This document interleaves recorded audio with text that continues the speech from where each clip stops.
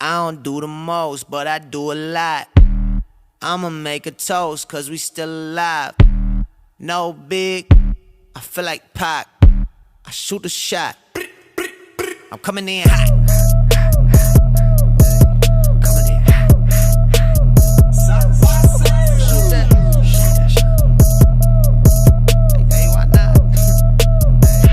Yeah, coming in hot, just like the fajita.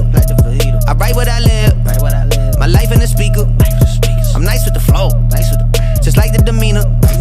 I'm feeding my fam, I'm feeding the meter. They got the iron while I got the steamer. I bring the fire, but you never seen her. I testify, I don't need a subpoena.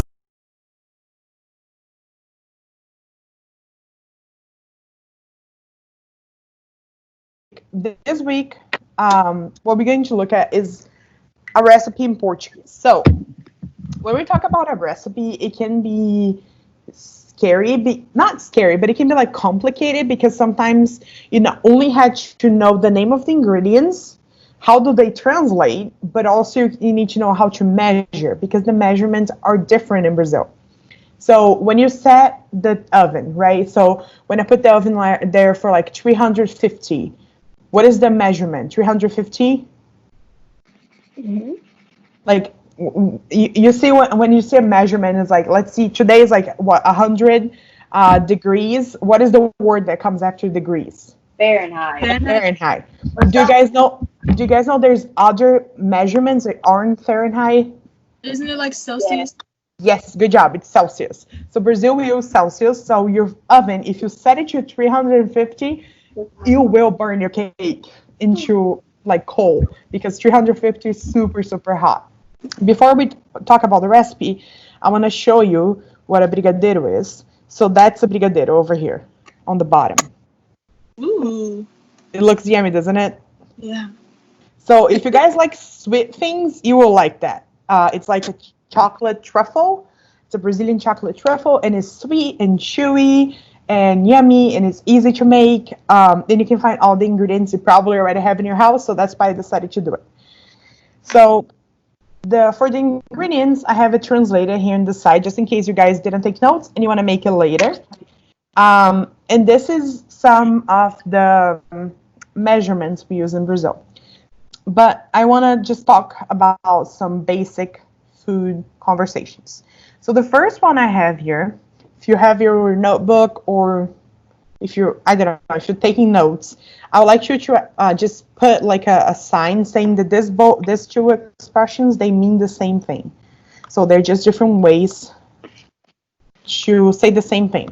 And that's ordering food, okay? So when I say eu quero, repeat with me, eu quero. Eu quero. Everyone, eu quero. Okay, that means I want. So that can change whatever you want. You can want whatever you want, you know. But a lot of times you're talking about food. So that's why I added here, eu quero hot dog, por favor. 2 brigadeiros, por favor. So the eu quero is optional. You don't have to use it. But if you want it sounded a little more polite or have people making sure that they understand what you're saying, you can say eu quero, and please don't forget por favor after you ask someone for something, you know. Being polite is very important. However, let me tell you that Brazilians don't have the same habit of saying thank you as Americans do. Like, I think don't get me wrong, I think it's awesome, but like, if I give you a piece of paper, you're going to say, thank you. Thank you. Or if I say, oh, you're doing a good job, you say, thank you. In Brazil, we don't really say it. We just kind of like, I don't know if you can see it, but you just nod like this.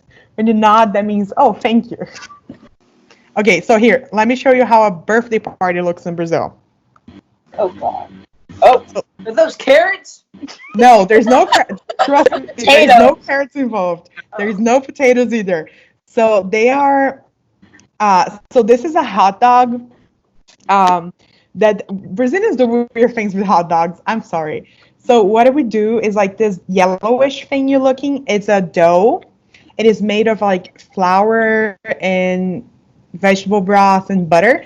and then it's cooked, and then after that, you can use it as like it almost looks like Play-Doh a little bit, and then people wrap a lot of things around it, and then they fry it. So this is hot dog. Yeah, kind of like corn dog, but it doesn't take. It's not made of corn, basically. Y'all just throw stuff. Sometimes they have that at like donut shops. Oh yeah, it kind of looks like the one down the shop, but this one is right. And then the one that Brazil is more common know about is coxinha, and that's how it looks in the inside. So there's you guys think everything is weird. So this is Like chicken. the avocado. They look Oh like my goodness. raindrops, but orange. Yeah, it's like a Little raindrop bit orange. But okay, 1 second. You're going to lose your mind. Vitamina de abacate. Because the way we have avocados in Brazil is like this. Oh, Ugh. It's with milk and sugar.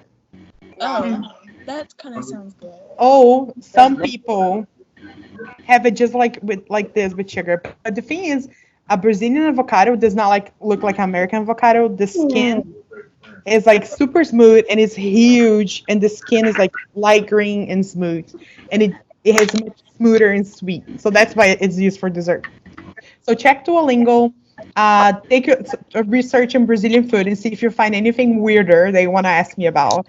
And I will see you guys next Tuesday. bye. Bye bye. Wow. Ciao ciao. Bye. Ciao. Ciao. Ciao.